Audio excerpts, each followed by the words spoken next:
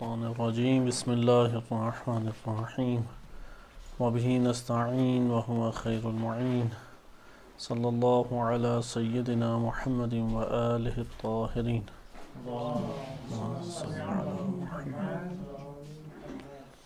سیاست امام علی علیہ السلام از نہج البلاغہ آپ کی خدمت میں موضوع پیش کیا جا رہا تھا۔ امیر المومنین علیہ السلام کے ملکی اور ریاستی مسائل کو ہم نہج البلاغہ کے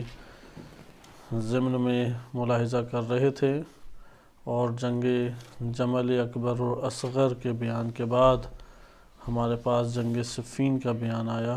جس میں آپ نے ملاحظہ کیا کہ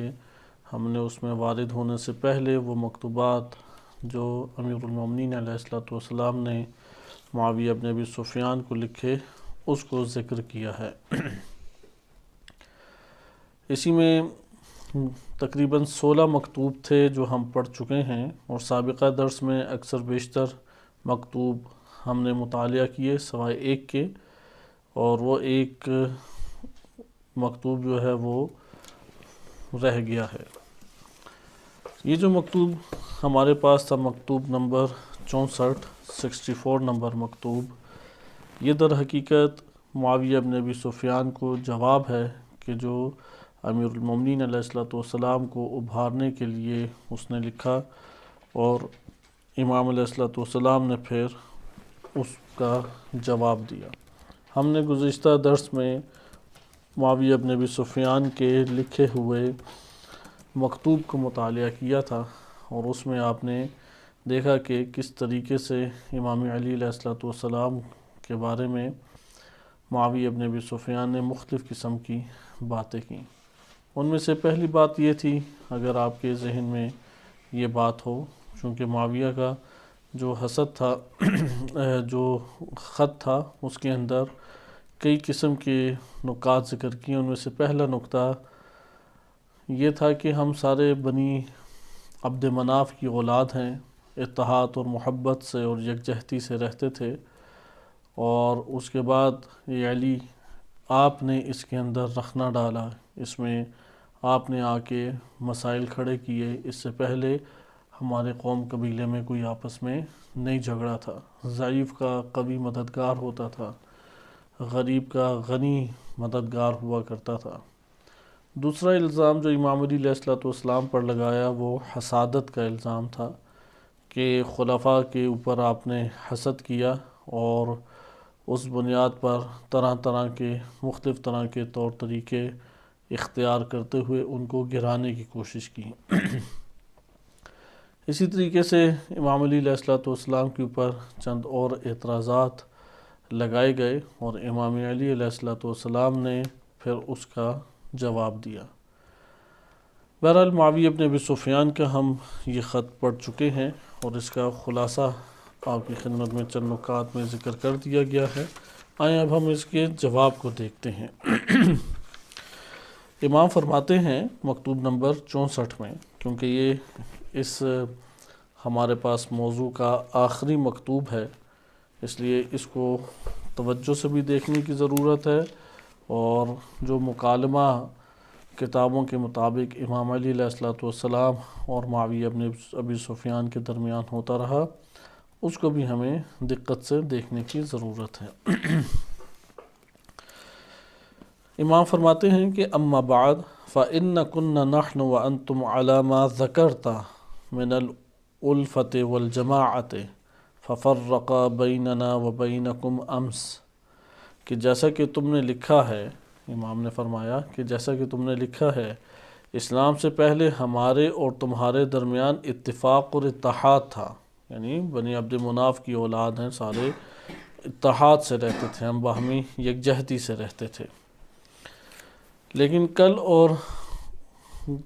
ہم اور تم میں تفرقہ پڑ گیا۔ لیکن یعنی تازہ ہی یہ واقعہ ہے کہ تم میں اور ہم میں پھر تفرقہ پڑ چکا ہے، کہ ہم ایمان لائے اور تم نے کفر اختیار کیا۔ امام فرماتے ہیں کہ میں نے یہ اختلاف نہیں ڈالا، یہ جو اختلاف کا تذکرہ تم نے کیا کہ ضعیف کے مددگار قوی تھے، ایک جگہ اٹھتے بیٹھتے کھاتے پیتے رہتے سہتے تھے، تو ٹھیک ایک جگہ پہ عبد مناف رہتے تھے، قریش والے ایک جگہ پہ زندگی بسر کیا کرتے تھے، قریش کی کئی شاخیں ہیں، ان میں ایک شاخ جو نمایاں ترین شاخ ہے وہ عبد مناف کی ہے، تو عبد مناف سے پھر کئی شاخیں نکلیں۔ تو یہ بات درست ہے، قبائل زندگی بسر کرتے تھے، لیکن ہمارے اور تمہارے درمیان کس چیز سے اختلاف پڑا؟ تم لوگ ہم سے کس چیز کی میں دور ہوگے، جدا ہوگے؟ ففرق بیننا و بینکم ام سے، کہ ہمیں ہمارے درمیان اور تمہارے درمیان فرق ڈال دیا کس چیز نے؟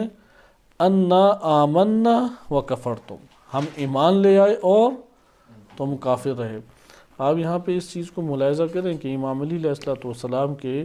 تمام کی تمام گفتگو، ان کے تمام افعال، تحرکات، سیاسی موقف، اجتماعی موقف، کسی سے دشمنی، کسی سے دوستی، مخالف حمایت، سب کا دار مدار وہ ایمان ہے، وہ اللہ سبحانہ وتعالیٰ کی ذات ہے۔ اور یہی بات آج ہمیں سمجھنی چاہیے۔ آج ایک بہت بڑا مسئلہ ہمارے معاشرے کے اندر یہ قائم ہے کہ انسان اپنی ذاتی وابستگیوں کی بنیاد پر مخالفت اور حمایت کرتا ہے۔ ممکن ہے کہ کوئی کسی کا دوست ہے، کوئی کسی کا استاد ہے، کوئی کسی کا باپ ہے، کوئی کسی کا بھائی ہے، ان وابستگیوں کی بنیاد کے اوپر وہ حمایت اور مخالفت کرتا ہے۔ اگر انسان بالخصوص اگر طلاب و علماء ان کی حمایت اور مخالفت کا یہ معیار ہو تو سمجھ لیں کہ کس کی سیرت پر عمل کر رہے ہیں، سیرت امیر المومنین علیہ السلام پر یا سیرت معاویہ بن ابی سفیان کی اساس کے اوپر؟ کیونکہ معاویہ بن ابی سفیان ہے کہ جو ایک قبائلیت کو ابھارتے ہوئے حمایت اور مخالفت کے تقاضوں کے معیارات بار بار امام علی علیہ السلام کے سامنے لے کے آتا تھا۔ اگر آج یہی معیارات ہمارے بن جائیں تو ہمیں یقین جان لینا چاہیے کہ یہ سیرت امیر المومنین علیہ السلام نہیں ہے۔ اور پھر حمایت یہ نہیں ہے کہ بس خاموش ہو جائے، یہ بڑا ہے، یہ سفید ریش ہے، اس کے بڑے احسانات ہیں، اس سے بڑی دوستی تھی، یہ بڑا ہمارا قریبی ہے، ہم علاقہ ہے، تو ہم یہ سمجھیں کہ شاید ہماری اس سے حمایت یا ہماری اس کے ساتھ مخالفت وہ خاموشی ہے۔ خاموشی حمایت مخالفت نہیں کہلاتی۔ جب حمایت کی جاتی ہے ایسے بھرپور طریقے سے حمایت کی جاتی ہے کہ اس کو احساس ہو مدد کا، اس کو حمایت کا احساس ہو، یہ حمایت ہوتی ہے۔ عموماً ہمارے ہاں یہ ایک روش ہے کہ خاموشی کو عقل مندی شمار کیا جاتا ہے۔ خاموشی کبھی بھی عقل مندی ان چیزوں میں نہیں ہے۔ فتنوں میں بلا شک و شبہ ابن لبون یعنی اس اونٹنی کے بچے کی مانند ہو جانے کا حکم ہے کہ جو جس سے نہ دودھ دھویا جا سکے نہ سواری کی جا سکے، یعنی کوئی تم سے فائدہ نہ اٹھا لے۔ فتنوں میں کیا روش اختیار کرنے کا درس ہے؟ ایسا اپنے آپ کو رکھو کہ کوئی تم سے فائدہ نہ اٹھا لے۔ لیکن جہاں پہ فتنے نہیں ہیں بلکہ وہاں پہ ہمارے لیے آشکار ہے کہ ایک فرد جو ہے وہ خطا کے اوپر ہے اور ایک فرد جو ہے وہ اپنے ایک عمل میں صحیح ہے، یا ایک موقف کے حوالے سے، سیاسی موقف سے، اجتماعی موقف، یا اب یہ اوورآل کہہ لیں کہ مذہبی موقف میں ہمارے سامنے راستے عیاں ہیں کہ ایک صحیح ہے اور ایک غلط ہے، لیکن صحیح کو صحیح کہنا اور غلط کو غلط کہنے کے لیے ہمیں بہت سارے قریبی افراد کی ممکن ہے کہ مخالفت کرنے پڑ جائے۔ یہاں پہ سیرت امیر المومنین علیہ السلام یہی ہے، سیاست امام علی علیہ السلام یہ ہے کہ مخالفت مول لیں، ہاں وہ حدود پار نہ کریں، جرم انجام نہ دیں، بے ادبی نہ کریں، شخصی توہین نہ کریں، صبر کریں، سہتے رہیں گے، لیکن یہ قبول نہیں کریں گے کہ آپ ہمیں خطا کو کہیں کہ صحیح ہے اور صحیح کو کہیں کہ غلط ہے، یہ کبھی بھی ہم قبول نہیں کریں گے۔ ہم غلط کو غلط کہیں گے اور صحیح کو ہر صورت میں صحیح کہیں گے۔ ایسا امام علیہ السلام نے بھی یہاں پہ بیان فرمایا وَفَرَّقَ بَيْنَنَا وَبَيْنَكُمْ، کہ تم نے جو اتنے قصیدے پڑھے قبائلی آپس میں یکجہتی کے، اتفاق کی، الفت اور محبت کے، تو یہ کس چیز نے آگے پارا کی الفت اور محبت اگر اسے مان لیا جائے تو یہ پارا پارا ایمان اور کفر کے میزان نے کی۔ بالفاظ دیگر مومنین کے درمیان کسی مسئلے کے اوپر تفریق کس اساس پر ہونی چاہیے؟ وہ تفریق کی اساس ذاتیات نہیں ہیں، شخصی امور نہیں ہیں۔ وہ اگر کوئی ایک ہمارے پاس تفریق کی اساس بنتی ہے وہ ایمان اور کفر ہے۔ اگر دو افراد لڑ رہے ہیں اور ذاتیات کے اوپر لڑ رہے ہیں، وہاں پہ ناصح بننا چاہیے کہ دونوں کو نصیحت کریں، وہاں پہ مصالحت کرنے کی غرض سے صلح کرانے والا بننا چاہیے۔ لیکن ایک جگہ پہ جب واضح طور پہ روشی حق اور باطل کے درمیان آ جائے، ایمان اور کفر کی آ جائے، یا اسی طریقے سے کہ خالص اور ناخالص راستوں کی آ جائے، وہاں پہ ہمیں حمایت دین کی کرنی چاہیے۔ لہٰذا تفریق کی اساس کیا ہے؟ امام علی علیہ السلام کی سیاست میں کہاں پر تفریق پڑ جائے گی؟ جہاں پر ایمان اور کفر کی بات آئے گی، وَإِلَّا تفریق نہیں ہونی چاہیے۔ مومنین ایک جسم واحد کی مانند ہیں، ایک حصے کو تکلیف ہو تو دوسرے کو بھی تکلیف ہوتی ہے۔ المؤمنون اخوۃ، آپس میں برادری کا تعلق ہے، یہ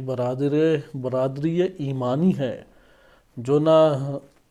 زمینی طور پہ مسائل ایجاد ہو جانے کی وجہ سے ٹوٹتی ہے اور نہ اس دنیا سے رخصت ہونے کی وجہ سے ٹوٹتی ہے۔ ایمان ہے تو یہ برادری تعلق قائم ہے۔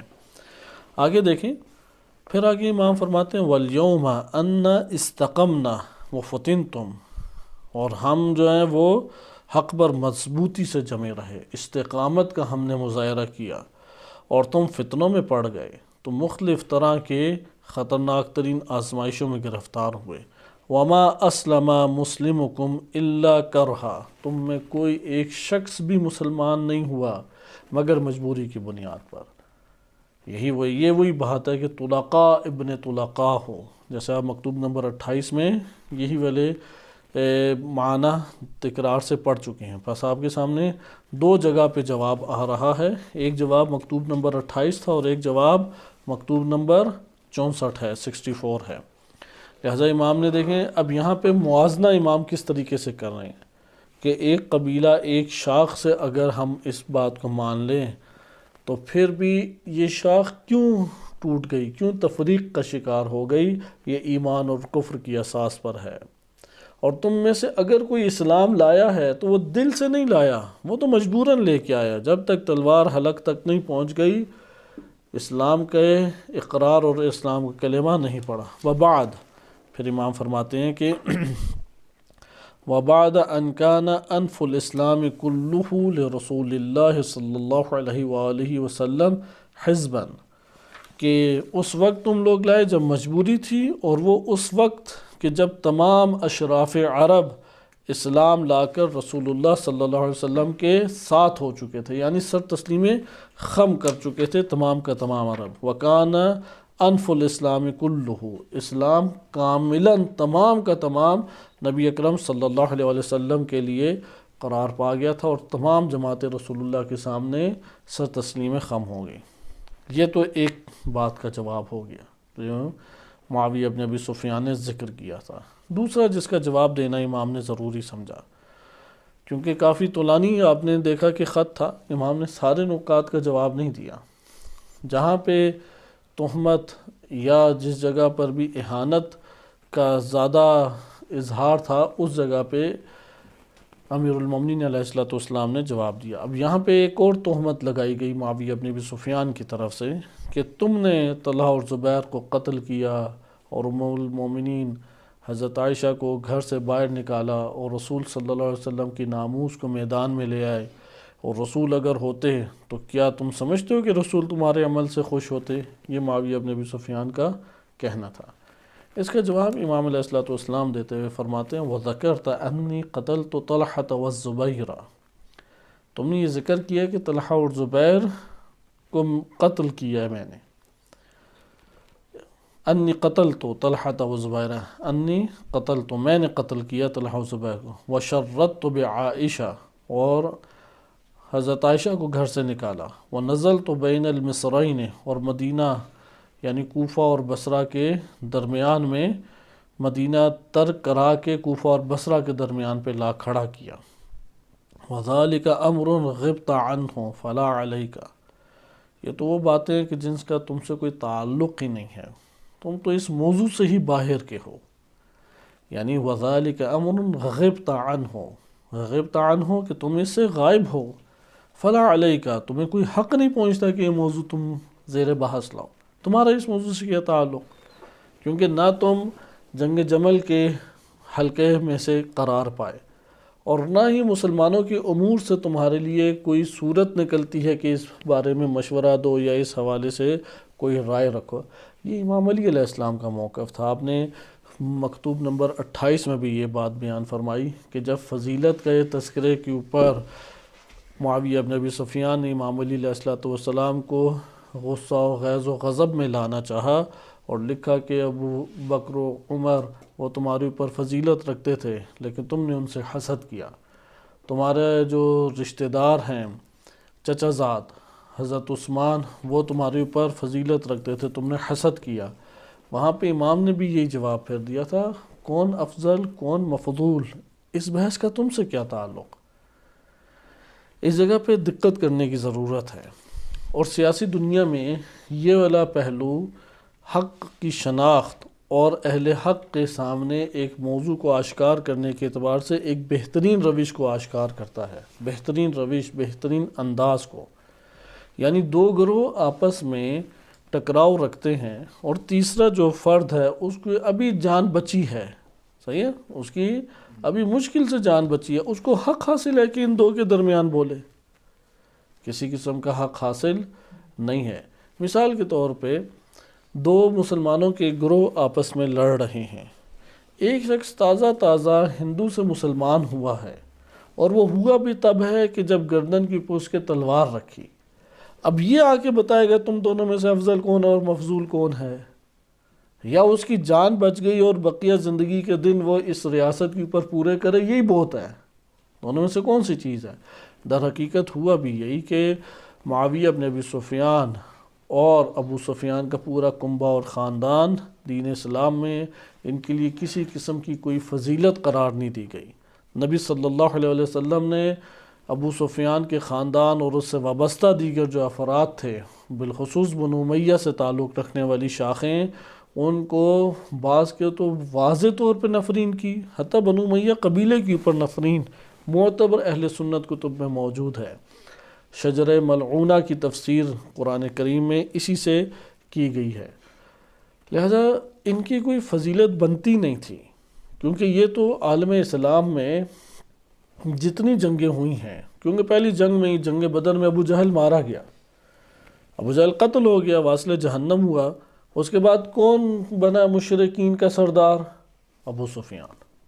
بقیہ سب جنگیں کس نے لڑیں؟ ابو سفیان نے لڑیں، اور ابو سفیان کے بندے بھی اسی طرح سے وہاں پہ قتل ہوئے اور انہوں نے سب سے زیادہ مسائل کھڑے کیے۔ اب جب مکہ فتح ہوا اور عمومی اعلان ہوا اور ان کی گردنوں کے اوپر تلواریں پہنچ گئی کہ کلمہ اسلام پڑھ لیں وَإِلَّا گردن اڑا دی جائے گی، تو انہوں نے فوراً کلمہ اسلام پڑھ لیا اور ظاہری طور پہ مسلمان ہو گئے، جیسا امام علی علیہ السلام نے اشارہ فرمایا۔ اب ایسے افراد جن کی پوری کی پورا ماضی جو ہے وہ کفر اور شرک کے اوپر استقامت سے ڈٹے رہنا اور مسلمانوں کو بے دردی کے ساتھ سازشیں کرتے ہوئے قتل و غارت کی بھیڑ چڑھانا اور طرح طرح کی جنگیں مسلط کرنا مسلمانوں کے اوپر، یہ جن کا کردار رہا ہو، آیا کوئی توقع کر سکتا ہے کہ اب جب اسلام کا سکہ جم گیا ہے اور اپنے پیروں کے اوپر اسلام کھڑا ہو گیا ہے اور حکومت جو ہے وہ متوازن طور پہ پورے عالم عرب کے اوپر چھا گئی ہے، ان کا کوئی حصہ اقتدار میں بن سکتا ہے؟ خصوصاً اس کردار کے مالک افراد کا کوئی حصہ بن سکتا ہے؟ تو امام علی علیہ السلام کی سیاست اور ان کا موقف یہ ہے کہ طلقاء ابن طلقاء، وہ افراد کے ان میں سے کوئی ایک بھی اس وقت تک اسلام نہیں لایا جب تک ان کے لیے انہیں مجبور نہ کر دیا گیا ہو۔ یہ اصلاً اس بحث کرنے کے بھی قابل نہیں ہے کہ ان سے افضل و مفضول کی بحث کی جائے، یا ان سے اتنی سی بھی بحث کی جائے کہ جو مسائل مسلمانوں کے درمیان کھڑے ہوئے اس میں سے وہ کسی ایک موقف کو بیان کرتے ہوئے بحث کریں، اس لیے ان کو اتنا بھی حق حاصل نہیں ہے امام کی اس میں سیاست میں۔ لیکن ہوا یہ کہ حضرت ابو بکر لے کے آئے بنو امیہ کے ان افراد کو، اور ان کی حکومت جب ختم ہوئی اور شام کا علاقہ فتح ہوا، تو اس وقت حضرت عمر نے، یعنی حضرت ابوبکر کا تو دور انہوں نے نہیں دیکھا، لیکن راہ ہموار ہو گئی تھی آہستہ آہستہ، جنگوں میں حصہ لیا گیا، اور یہ جو جنگیں حضرت ابوبکر کے دور سے آغاز ہوئیں جنگیں، اور پھر حضرت عمر کا دور پہنچا، تو حضرت عمر کے دور میں شام کا علاقہ جب فتح ہوا تو وہ کس کو دے دیا گیا؟ وہ کاملاً شام کا علاقہ معاویہ بن ابی سفیان کے حوالے کر دیا گیا۔ یعنی امام علی علیہ السلام وہ یہ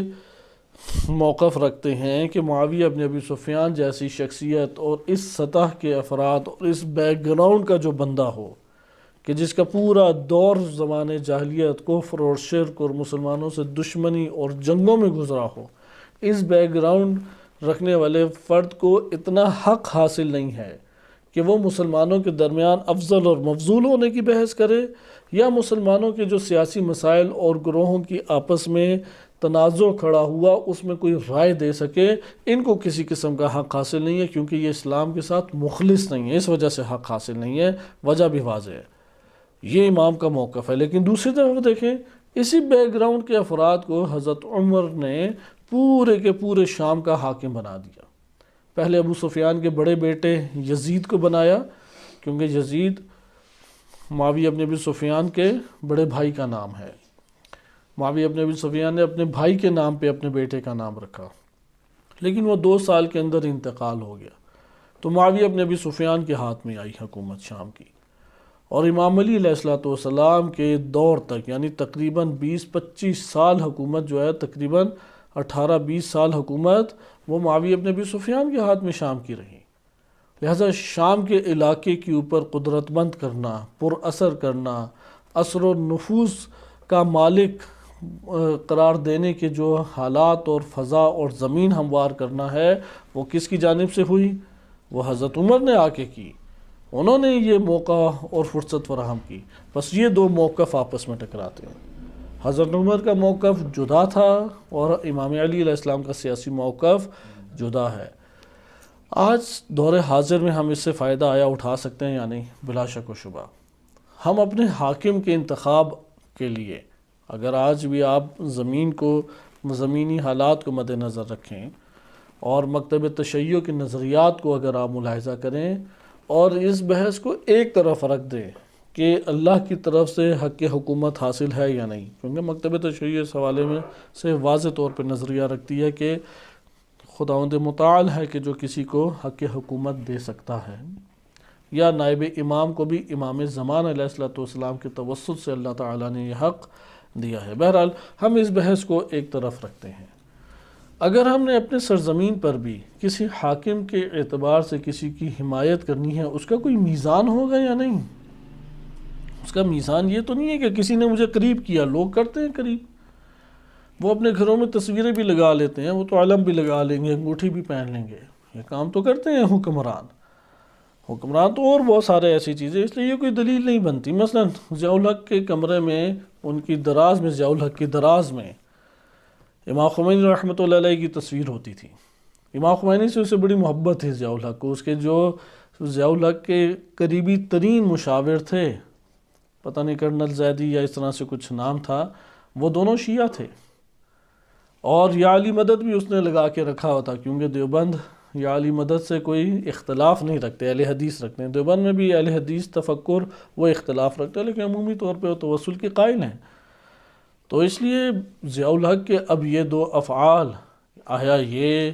دلیل بن سکتے ہیں کہ یہ حق کے اوپر تھا، اور شہید حسینی رحمۃ اللہ علیہ ان کا جو ٹکراؤ تھا وہ ٹھیک نہیں تھا، یا حکمرانوں کی اپنی ترجیحات ہوتی ہیں، اپنے میلانات اور رغبتیں ہوتی ہیں ایسی۔ ہم اگر کسی کو بالفرض حمایت اور سپورٹ کرنا چاہیں، اس کا کوئی نہ کوئی ضابطہ تو ہوگا نا۔ اگر کسی کا ضابطہ ہی ایسا ہو کہ ماضی اس کا فسق و فجور میں گزرا ہے، ماضی اس کا کھیل کود اور تماشے میں گزرا ہے، اس کے علاوہ کوئی اس نے کام ہی نہیں کیا، کھیل کود کے علاوہ، لہو و لعب کے علاوہ، اچھا باہر کے ممالک کے اندر اس کے پڑھتے ہوئے زندگی بسر کرتے ہوئے گزرا ہے، یہودی لابی سے اس کی مضبوط ترین ایک تعلق ہے، یہ اس کا ماضی ہے، اس ماضی کی اساس کے اوپر اہل ایمان اس سے توقع رکھ سکتے ہیں کہ وہ کچھ آ کے کر جائے گا؟ اگر آج کے دور میں ہم ایسی شخصیت کے مالک سے کوئی توقع رکھ سکتے ہیں اور اس کا اسلام کے بارے میں 2-4 جملے بول لینے پہ اس کی تعریفیں کر سکتے ہیں، پھر یقین جان لینا چاہیے کہ اگر معاویہ بن ابی سفیان کے دور میں یہی افراد ہوتے تو اس کے حامی ہوتے، کیونکہ معاویہ بن ابی سفیان تو اس سے بہت زیادہ خصوصیات رکھتا تھا۔ پیچھے سے سارے وہی بیک گراؤنڈ ہے، فسق و فجور ہے، کھیل کود تماشا ہے، لہو لعب ہے۔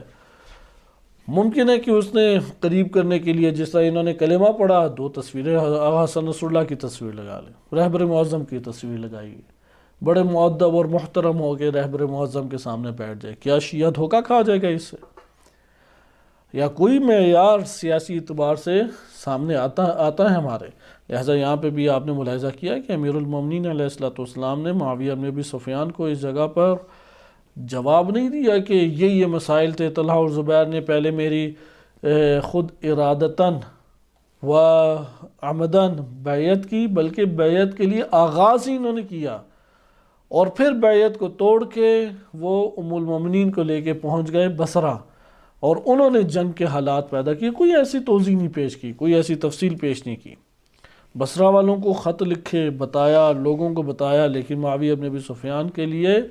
اس بات کے قائل نہیں تھے کہ اس کو یہ بات بیان کر سکے۔ لہٰذا امام فرماتے ہیں کہ وَذَلِكَ أَمْرٌ، یہ تو وہ امور ہیں غِبْتَ عَنْهُ جن سے تم غائب ہو، تمہارا کوئی تعلق ہی نہیں ہے، فَلَا عَلَيْكَ تمہیں کوئی حق نہیں پہنچتا، وَلَا الْعُذْرُ فِيهِ إِلَيْكَ اور نہ تم پر کوئی ان میں سے زیادتی ہوئی ہے کہ تم کو کہ مجھے میرا حق چاہیے یا میں نے میرا بھی اس سے تعلق تھا، تمہارے لیے تو اس میں عذر بھی نہیں ہے، وَلَا عُذْرَ فِيهِ إِلَيْكَ اس مسئلے میں، اس امر میں تمہاری طرف معذرت خواہی کرنے کی، یا تم ہماری طرف رجوع کرو یا ہم تم سے کوئی ایسا مسئلہ تمہارے ساتھ پیش آیا ہو یا زیادتی ہوئی تم سے اور ہم تم سے معذرت خواہی کریں، تمہارا کوئی تعلق ہی نہیں تھا۔ پھر آگے ذکر کیا وَذَكَرْتَ أَنَّكَ زَائِرِي فِي الْمُهَاجِرِينَ وَالْأَنصَارِ، کیونکہ معاویہ بن ابی سفیان نے کیا بات آخر میں بیان کی کہ اگر نئی قاتلان عثمان کو ہمارے حوالے کیا تو میں مہاجرین و انصار کا ایک جم غفیر لے کے آ رہا ہوں، یہ بات بیان کی تھی۔ تو امام نے یہاں پہ تھوڑا اسے سخت پکڑا معاویہ بن ابی سفیان کو، وہ فرمائے کہ وَذَكَرْتَ اور تم نے یہ ختم ذکر کیا کہ تم مہاجرین اور انصار کے جتھے کے ساتھ مجھ سے ملنے مقابلے کو نکلنے والے ہو۔ تو پھر امام فرماتے ہیں وَقَدْ انْقَطَعَتِ الْحِجْرَةُ یوم اسر اخوک کہ ہجرت کا دروازہ تو اسی دن بند ہو گیا تھا جس دن تمہارا بھائی گرفتار کر لیا گیا تھا۔ اگر جنگ کی تمہیں اتنی ہی جلدی ہے تو ذرا دم لو، ہو سکتا ہے میں خود تم سے ملنے آ جاؤں، اور یہ ٹھیک ہوگا کہ اس اعتبار سے اللہ نے تمہیں سزا دینے کے لیے مجھے مقرر کیا ہوگا، اور تم مجھ سے ملنے کو آئے تو وہ ہوگا جو بنی اسد کے شاعر نے کہا ہے۔ یہاں پہ بعض نے اخو کا لکھا ہے اور بعض نے ابو کا لکھا ہے۔ وَقَدْ انْقَطَعَتِ الْحِجْرَةُ ہجرت اسی دن ختم ہوگی، منقطع ہوگی ہجرت، یوم اسر اخو کا یا ابو کا کہ جس دن تمہارے بھائی کو یا تمہارے باپ کو گرفتار کر لیا گیا۔ ممکن ہے کہ یہ فتح مکہ کی طرف اشارہ ہو، جب مکہ ہی فتح ہو گیا تو اب کون سی ہجرت؟ صحیح ہے، اب کون سی ہجرت کی باتیں؟ یعنی امام نے یہاں پہ یہ نہیں بیان فرمایا کہ کون سے مہاجرین اور انصار تمہارے ساتھ ہیں، کیونکہ جانتے تھے کہ مہاجرین اور انصار سارے امام علی علیہ السلام کے لشکر میں ہیں، باغی ہیں کہ جو معاویہ بن ابی سفیان کے ساتھ ہے، اور اگر کوئی مہاجرین اور انصار میں سے کوئی ہو بھی تو اس نے نبی صلی اللہ علیہ وسلم کے فرمان کی مخالفت کرتے ہوئے باغیوں کا ساتھ دیا۔ لیکن امام نے اس جگہ پہ یاد دلایا کہ جب ہجرت کا دروازہ بند ہو گیا، کیونکہ مکہ فتح ہو گیا، مکہ سے کی جاتی تھی، تو تم یہ نہ سوچو کہ مہاجرین اور انصار کون تھے اور کیا ہوا کب ہوا، ابھی صرف اتنی تم اپنے سارے کی ساری سوچ اور بچار کی تگ و دو اس طرف لگاؤ کہ مکہ جب فتح ہوا تو تمہارے باپ کو ہم نے گرفتار کر لیا، صحیح، اور تمہارے بھائی کو ہم نے گرفتار کر لیا، اور پھر ہم نے رحم کھاتے ہوئے اس کو چھوڑا، صحیح ہے، تم ہمارے ہاں گرفتار ہونے یعنی طلقاء ابن طلقاء میں سے ہو۔ کیونکہ معاویہ ابن ابی سفیان کا ان باتوں کے ذریعے سے امام علی علیہ السلام کو غیظ و غضب میں لانا مقصود تھا، ان کی شخصیت کو گرانا مقصود تھا۔ تو یہاں پہ کمال بلاغت کی امام علی علیہ السلام نے اس جگہ پہ اظہار فرمایا ہے اور ترجمانی کی ہے کہ امام نے بجائے اس کے کہ کیونکہ اصل مقصد یہ والے سوالات نہیں ہیں، اصل مقصد کیا تھا معاویہ ابن ابی سفیان کا؟ شخصیت امام کی گرانا اور غصہ و غضب میں لانا۔ تو یہ تو ساری باتیں اس وجہ سے کی جا رہی ہیں، نہ کہ یہ والے کوئی ایشوز ہیں، یہ والے مسائل ہیں، کیونکہ ان مسائل کا معاویہ بن ابی سفیان سے تعلق ہی نہیں تھا۔ تو امام نے بھی پھر ایسی بات کی کہ جس سے وہ پڑھے تو غصہ و غضب میں آ جائے، جس سے اس کی شخصیت جو ہے وہ لوگوں کے سامنے عیاں ہو جائے کہ تم مہاجرین اور انصار کی کون سی باتیں کر رہے ہو۔ ہجرت کا دروازہ تو فتح مکہ کے موقع پہ بند ہوا، اور گرفتار کس کو کیا گیا؟ تمہارے باپ کو، تمہارے بھائی کو، خود تمہیں گرفتار کیا گیا، اور پھر اسلام کے رحم و کرم کے اوپر تم آ گئے، جبراً جو ہے وہ اسلام پڑھا، کلمہ اسلام پڑھا، اور پھر تم لوگوں کی جان چھوٹی۔ اس لیے پھر امام نے فرمایا کہ جس دن تمہارا بھائی گرفتار کر لیا گیا تھا، اگر جنگ کی تمہیں اتنی ہی جلدی ہے تو تھوڑا رک جاؤ، تھوڑی سی اور سانسیں لے لو، ہو سکتا ہے میں خود تم سے ملنے آ جاؤں،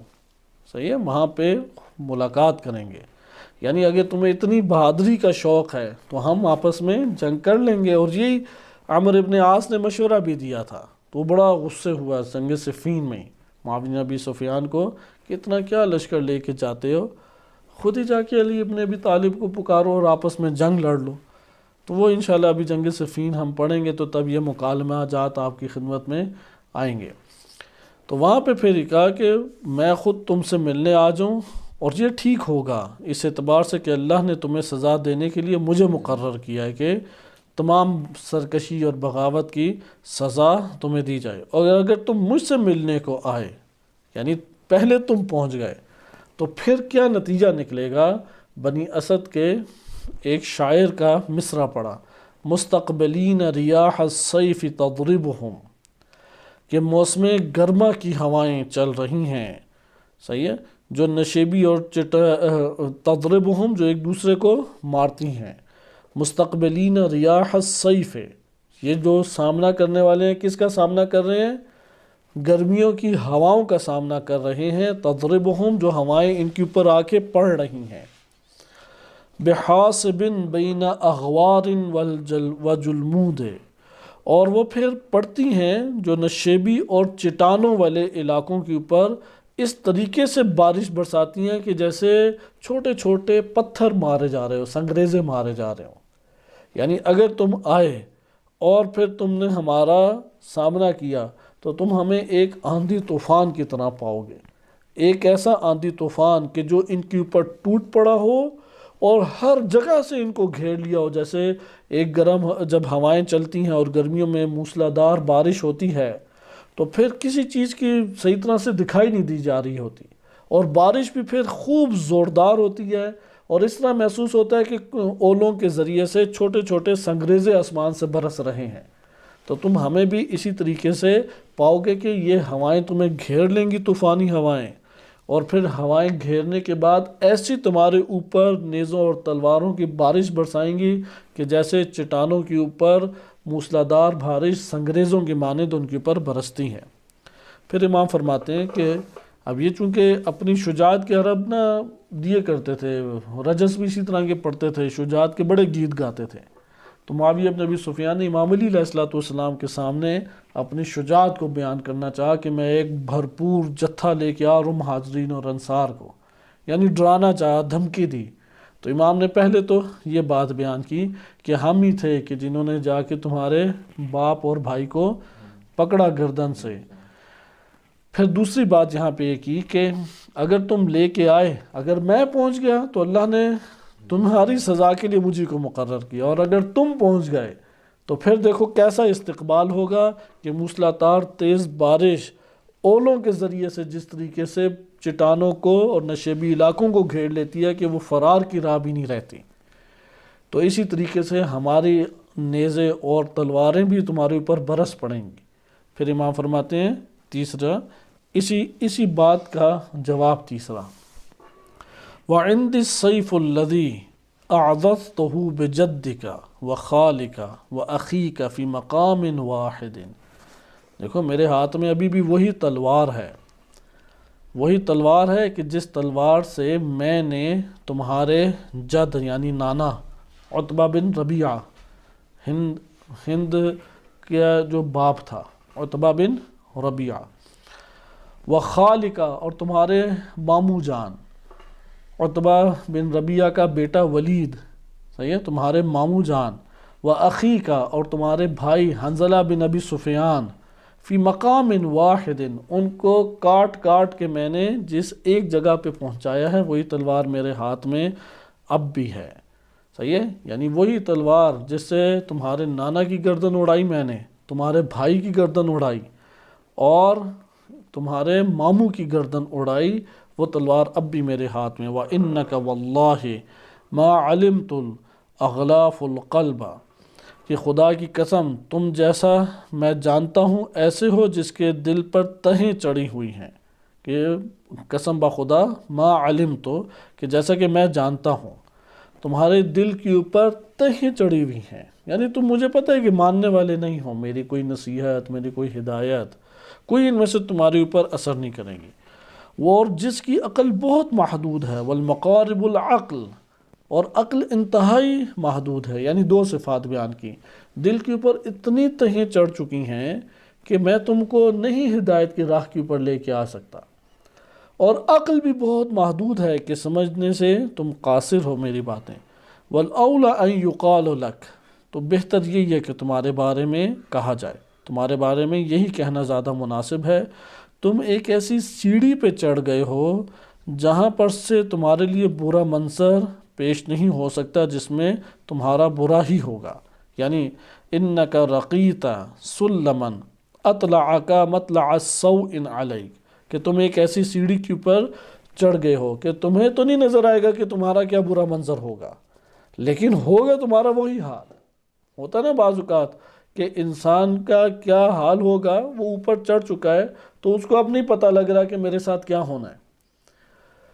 لیکن وہ یہ سمجھ رہا ہے کہ شاید میں بچ جاؤں، وہ بچنے کی صورت بھی نہیں ہے، اس کے اوپر ایک انتہائی برا منظر آ کے پڑے گا۔ لہٰذا امام فرماتے ہیں تمہارے لیے یہی بہتر ہے، ایک مثال دی ہے کہ ایک ایسی سیڑھی پہ چڑھ جائے جہاں سے برا منظر اس کے لیے پیش نہیں کیا جا سکتا، اور وہاں پہ ہو سکتا ہے کہ اس کے ساتھ انتہائی برا ہو اور اس کے لیے کوئی اس میں بھلائی نہ ہو۔ پھر امام فرماتے ہیں کیونکہ غیر کی کھوئی ہوئی چیز کی جستجو میں ہو،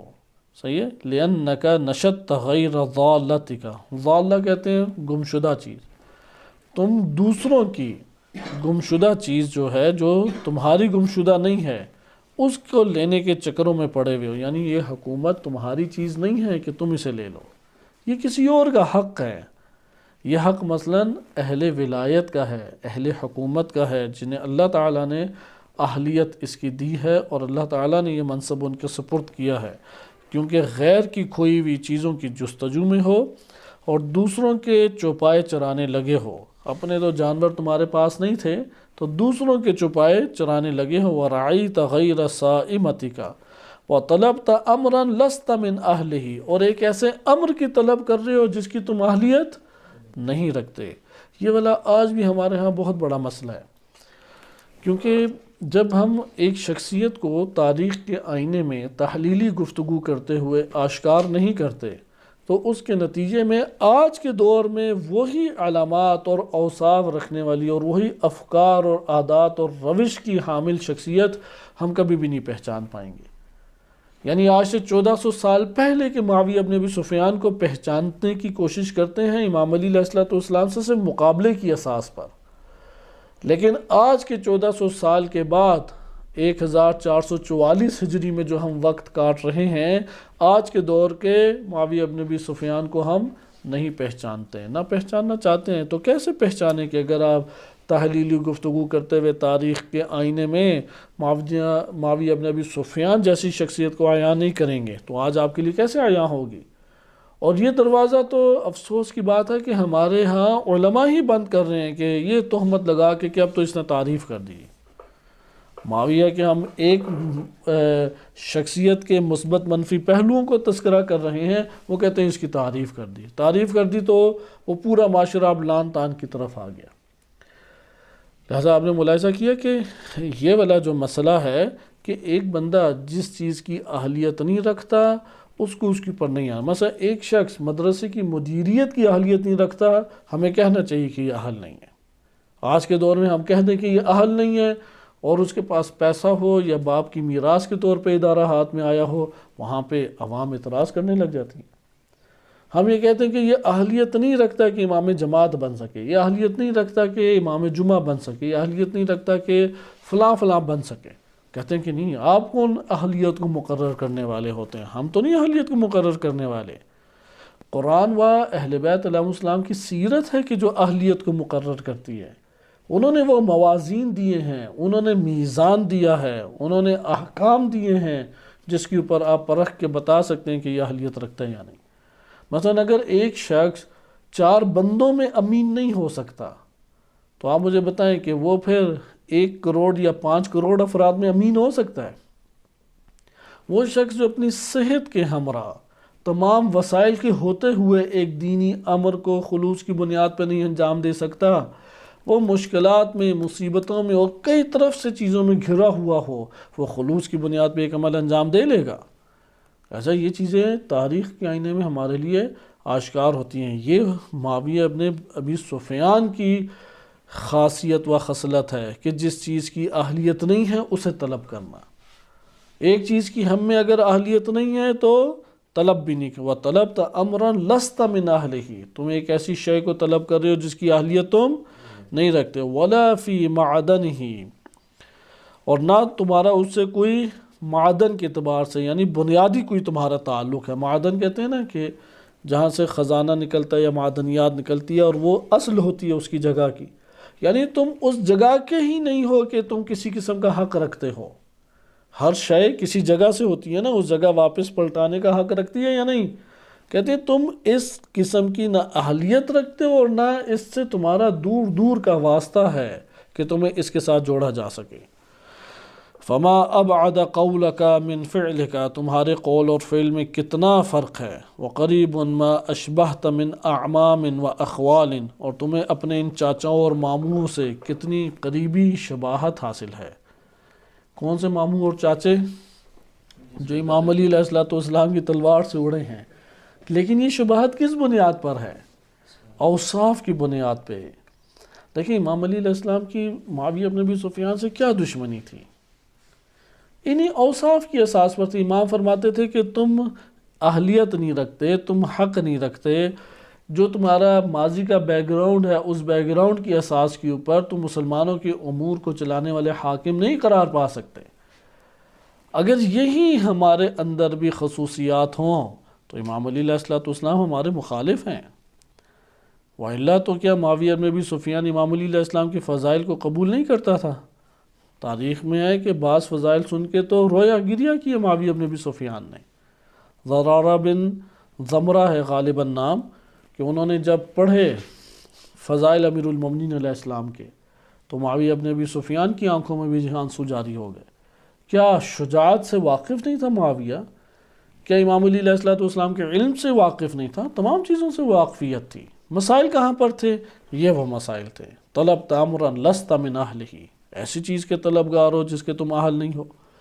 ولا فی معدنہ، تمہارا اس سے کوئی تعلق ہی نہیں بنتا۔ یا تم طلقاء ابن طلقاء میں سے ہو، تمہارا کیا غبت عنہ ذالک امر غبت عنہ، یہ تو وہ امور ہے کہ جس سے تمہارا دور دور کا واسطہ نہیں ہے، یہ موضوع سے ہی خارج ہے۔ ولا علیک، کوئی حق تمہارے اوپر نہیں ہے کہ ان موضوعات کے اوپر تم اپنی رائے دو۔ یہ تھے واشبہت من اعمام و اخوال، کہ یہ جو امور اور اوصاف ذکر کیے ہیں یہ میدان جنگ میں لے آئے، بدر و احد کے میدان میں، اور وہاں پہ پھر امیر المومنین علیہ السلام کی تلوار سے یہ سارے کے سارے سرداران قتل ہوئے کہ جس کی اہلیت نہیں رکھتے تھے اس کے طلبگار ہوتے ہوئے میدان جنگ کے اندر بالآخر یہی اوصاف انہیں لے آئے۔ اس لیے امام نے فرمایا تو کس قدر تمہاری شباہت موجود ہے۔ وَحَمَلَتْهُمُ الشَّقَاوَةُ، شقاوت نے انہیں گھیر لیا تھا۔ وَتَمَنِّ الْبَاطِل، اور باطل چیزوں کی وہ آرزویں کیا کرتے تھے، عَلَى الْجُحُودِ بِمُحَمَّدٍ صلی اللہ علیہ وآلہ، کہ محمد صلی اللہ علیہ وسلم کے انکار کے اوپر وہ شقی ہو کے ڈٹ گئے اور باطل تمنائیں کیا کرتے تھے۔ فَسُرِعُوا مَسَارِعَهُمْ حَيْثُ عَلِمْتَ لَمْ يَدْفَعُوا عَظِيمًا، جس کے انجام میں وہ قتل ہو کے گرے، جیسا کہ تمہیں معلوم ہے کہ نہ کسی بلا کو وہ ٹال سکے اور نہ محفوظ احاطے کی حفاظت کر سکے ان تلواروں کی مار سے کہ جن سے میدان دغا خالی نہیں ہوتا اور جن میں سستی کا گزر نہیں ہوتا۔ یعنی ایسی تلواریں ان کے اوپر چلی کہ نہ وار خالی جاتے ہیں اور نہ سستی وار چلاتے ہوئے کوئی سستی کی جھلک ان میں آتی ہے۔ پھر امام فرماتے ہیں کہ اور تم نے عثمان کے قاتلوں کے بارے میں بہت کچھ لکھا ہے، تو پہلے میری بیعت میں داخل ہو جاؤ جس میں سب داخل ہو چکے ہیں، اور پھر میری عدالت میں ان لوگوں پر مقدمہ دائر کرنا۔ یہ امام کا موقف تھا قاتلان عثمان بن عفان کے، خلیفہ سوم کے بارے میں، کہ ان کے قاتل جو ہیں ان کا مقدمہ عدالت میں لے کے آیا جائے۔ ائمہ اہل بیت علیہ السلام نبی صلی اللہ علیہ وسلم کے پیرو اور ان کی سیرت کے ترجمان ہیں۔ سیرت رسول صلی اللہ علیہ وسلم کیا تھی کہ عدالت کے دائرے میں مقدمے کو لے کے آیا جائے۔ تو فرماتے ہیں تو میں کتاب خدا کی روح سے تمہارا ان کا فیصلہ کر دوں گا، لیکن یہ جو تم چاہ رہے ہو تو یہ وہ دھوکہ ہے جو بچے کو دودھ سے روکنے کے لیے دیا جاتا ہے۔ صحیح ہے، اس دور میں بچہ بہت دودھ مانگتا تھا تو اس کو اس طرح سے خاص انداز سے دھوکہ دیا جاتا تھا۔ تو امام فرماتے ہیں یہ جو تمہارا قاتلان عثمان کا بار بار نعرہ لگانا ہے اور اس کا مطالبہ کرنا ہے، در حقیقت تمہارا مقصد حکومت لینا ہے،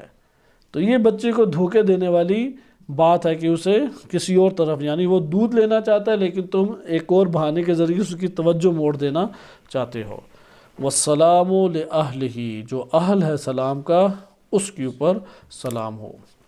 یہ ہمارے پاس معاویہ بن ابی سفیان کو لکھا گیا خط تھا۔ ایک خط اور آپ کی خدمت میں پڑھ دیا جاتا ہے کہ جو اختصاص میں، کتاب الاختصاص میں شیخ مفید رحمۃ اللہ علیہ نے نقل کیا ہے کہ معاویہ بن ابی، چھوٹا سا خط ہے کیونکہ نہج البلاغہ کا ختم ہو گیا، تقریباً 46 کے قریب خطوط بنتے ہیں جو ہم سارے نہیں پڑھ سکتے۔ 16 ہم نے نہج البلاغہ، کیونکہ ہمارا محور کتاب نہج البلاغہ ہے اس لیے اس کے ضمن میں ہم نے یہ سارے کے سارے مکتوبات پڑھے، لیکن یہ ایک مکتوب ہے چونکہ وہ اس موضوع سے قریب ہے۔ معاویہ بن ابی سفیان نے پہلے خط لکھا پھر جواب۔ کتب معاویہ بن ابی سفیان الی علی بن ابی طالب صلوات اللہ علیہ، معاویہ بن ابی سفیان نے امام علی علیہ السلام کی طرف خط بھیجا۔ بسم اللہ الرحمن الرحیم، اما بعد، یا علی لأضربنک بشہاب قاطع، اے علی یہ جان لو ایک ایسی شدید تلوار کا میں تمہارے اوپر وار کروں گا جو چمکنے والی اور کاٹ کے رکھ دینے والی ہے۔ لا یزکیہ الریح ولا یدفع الماء، کہ نہ ہوا اسے چھٹکارا دے سکتی ہے اور نہ پانی اس کو بجھا سکتا ہے۔ اذا اہتز وقع، وہ جب چلتی ہے تو واقع ہو کے رہتی ہے، واذا وقع نقبہ، اور جب واقع ہوتی ہے تو کاٹ کے رکھ دیتی ہے۔ والسلام، اس کے اوپر یہ معاویہ بن سفیان کا خط ہے، یہ شیخ مفید رحمۃ اللہ علیہ نے ذکر کیا ہے۔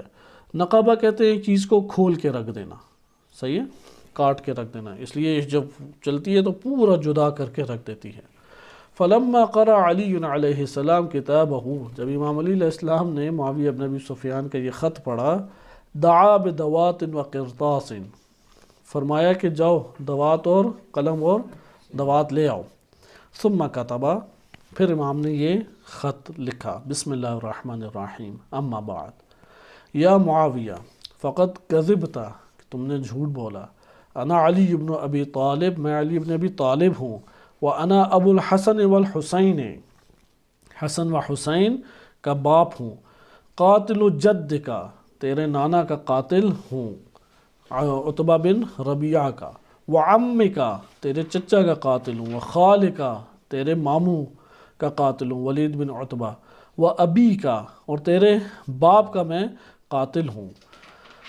وَأَنَا، یعنی میں مقاتلہ کرنے والا ہوں، قاتل و جنگ کرنے والا ہوں، لڑائی کرنے والا ہوں، وَأَنَا الَّذِي أَفْنَيْتُ قَوْمَكَ فِي يَوْمِ بَدْرٍ، میں ہوں کہ جس نے روز بدر تمہارے اس کنبے کو قتل کیا اور فنا کیا، اور یوم فتح، اور جب فتح مکہ ہوا اس دن بھی، وہ یوم احد، اور احد میں بھی میں نے تلواریں چلائیں، وذالک السیف بیدی، میرے ہاتھ میں اب بھی وہ تلوار ہے، تحمل ساعدی بجرأت قلبی، کہ میں پورے اپنے جسم کی قوت کے ساتھ، اپنے دل کی پوری جرت کے ساتھ اس کو لے کے تمہارے اوپر آ رہا ہوں، کما خلف النبی صلی اللہ علیہ وآلہ بکف الوصی، کہ جیسا نبی صلی اللہ علیہ وسلم نے اپنے وصی کا یہی مضبوط ہاتھ جو ہے وہ پیچھے چھوڑا ہے، لم استبدل باللہ ربا، میں نے اللہ کو چھوڑ کے کسی اور کو رب تبدیل نہیں کیا میں نے رب اپنا، کیونکہ معاویہ ابن ابی سفیان نے تو رب اپنے چینج کر دیے نا سارے 8 ہجری کو فتح مکہ کے موقع پہ۔ تو امام علی علیہ السلام فرماتے ہیں میں نے اللہ کو ترک کر کے کوئی رب تبدیل نہیں کیا، وبمحمد صلی اللہ علیہ وآلہ، نبی صلی اللہ علیہ وسلم ہی میرے نبی ہیں، وبالسیف بدلا، اور نہ ہی میں نے اس تلوار کو بدلا ہے، والسلام علی من اتبع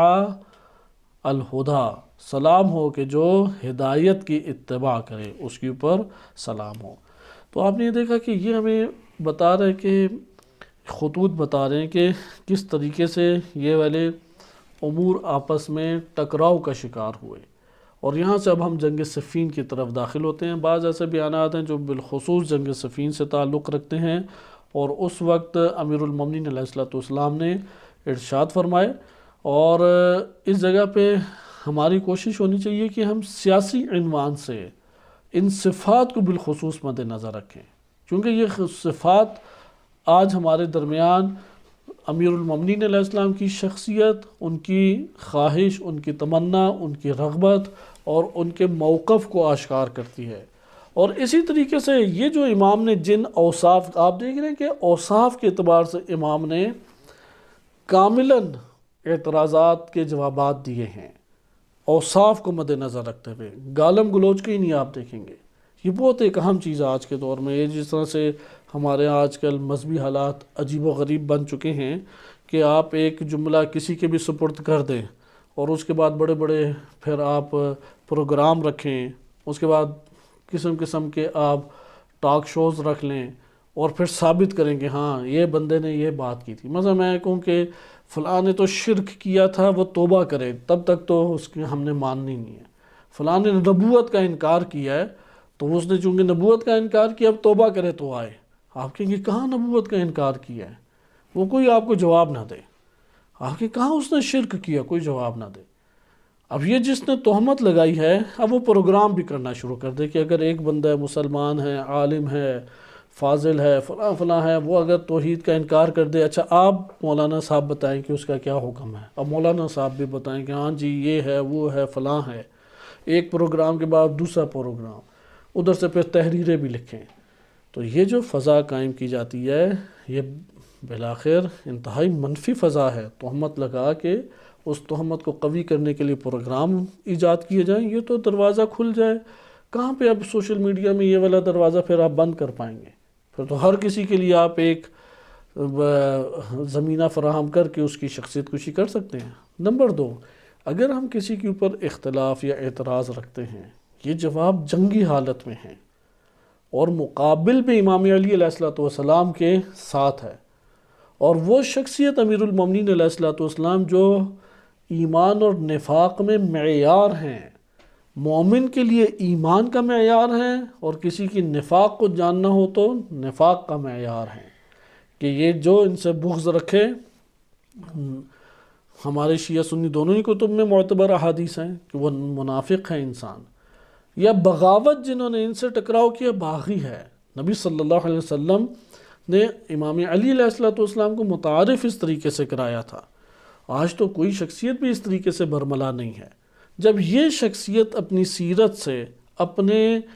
جو خطرناک ترین اور درینہ ترین دشمن کو فحش نہیں دیتا، گالی نہیں دیتا، توہین نہیں کرتا، اس معنی میں توہین کہ اس کے اوپر جھوٹے الزامات لگائے، تہمتیں لگائے، ایک بھی امام علی علیہ السلام کی طرف سے ایسی تہمت نہیں ہے، اور پھر ایسا جملہ امام نہیں بولتے جس سے غیر فائدہ اٹھائیں۔ جیسے آپ نے دیکھا کہ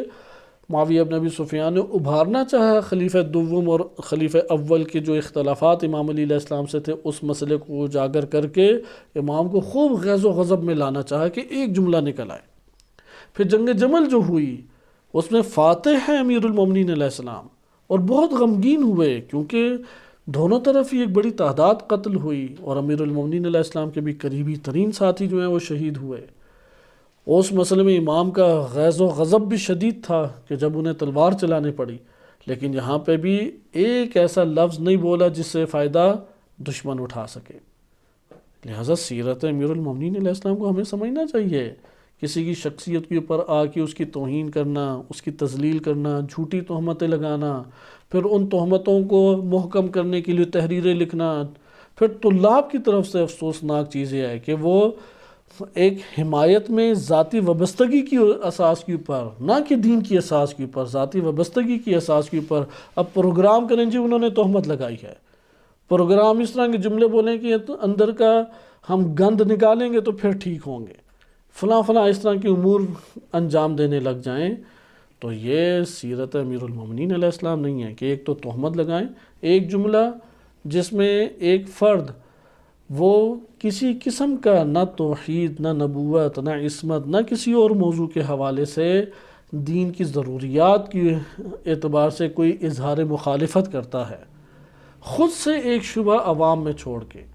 اور پھر تقریریں کریں، پھر پروگرام بنائیں، پھر تحریریں لکھیں، اور پھر شخصی طور پہ تذلیل شروع کر دیں، توہین شروع کر دیں، اور پھر کہ یہ تو رد عمل ہے پچھلا، رد عمل کے عنوان سے جو شخصی طور پہ کہنا کہہ دیں، ایک تنقید علمی نہیں، ایک تنقید روش کے اعتبار سے نہیں، ایک تنقید فکر کے اعتبار سے نہیں، ساری کی ساری شخصی تنقیدیں احیانت کے اوپر مشتمل اور تہمتوں کا بازار گرم کرنا، یہاں سے ہمیں معلوم ہوتا ہے کہ سیرت امیر المومنین علیہ السلام قطعاً ایسی نہیں تھی۔ ہاں مخالف کوئی ہے جواب دیں، کوئی ایسا مسئلہ نہیں ہے، لیکن بالآخر اخلاقیات کی حدود ہیں، آداب کی حدود ہیں، دین اسلام میں حدود اللہ تو ہیں نا۔ پھر کسی کی شخصیت میں حملہ کیا جاتا ہے، یا اس کے افکار ہیں، اس کے نظریات ہیں، یا اس کے اعتبار سے جو اس کا کلام ہے اس کلام کو مد نظر رکھتے ہوئے گفتگو کی جاتی ہے، تو امام کے ان جوابات کو آپ نے دیکھا کہ امیر المومنین علیہ السلام نے معاویہ بن ابی سفیان کے جوابات کو مد نظر رکھے۔ یہاں پہ ہم کسی گروہ کو یہ نہیں کہہ رہے یہ علی علیہ السلام، کیونکہ طلاب بعض مریض ذہن ہوتے ہیں، ماشاءاللہ پاک و پاکیزہ طلاب بھی بہت ہیں، بعض مریض ذہن ہوتے ہیں، انہوں نے ساری کی ساری چیزوں کو چھوڑ کے شبہات کے دروازے کھولنے ہیں، کیونکہ اندر سوء ظن کے ٹرانسفارمر لگے ہوئے ہیں، تو اسی اعتبار سے انہوں نے ساری چیزیں لینی ہیں۔ تو یہاں پہ کسی گروہ کو یہ نہیں کہہ رہے یہ علی علیہ السلام کا گروہ، یہ معاویہ بن ابی سفیان کا گروہ، نہیں، ادھر امیر المومنین علیہ السلام نے جو جوابات دیے ہیں اس سے ایک سیرت کو اختیار کریں۔ سیرت امیر المومنین علیہ السلام کسی مخالف کو جواب دینے کے اعتبار سے، یہاں تک کہ وہ سب سے بڑا ان کی نگاہ میں مسئلہ ہو، سب سے بڑا مسئلہ ہو، لیکن اس کے کلام کو لا کے بہترین انداز میں، ادب کے دائرے میں، اخلاق کے دائرے میں رد کرتے ہیں۔ نمبر 2، اگر امیر المومنین علیہ السلام نے رد کرنا ہے تو تہمتوں سے کبھی بھی استفادہ نہیں کرتے، کبھی بھی اس کے ثابت شدہ عمل کو لے کے آئیں گے۔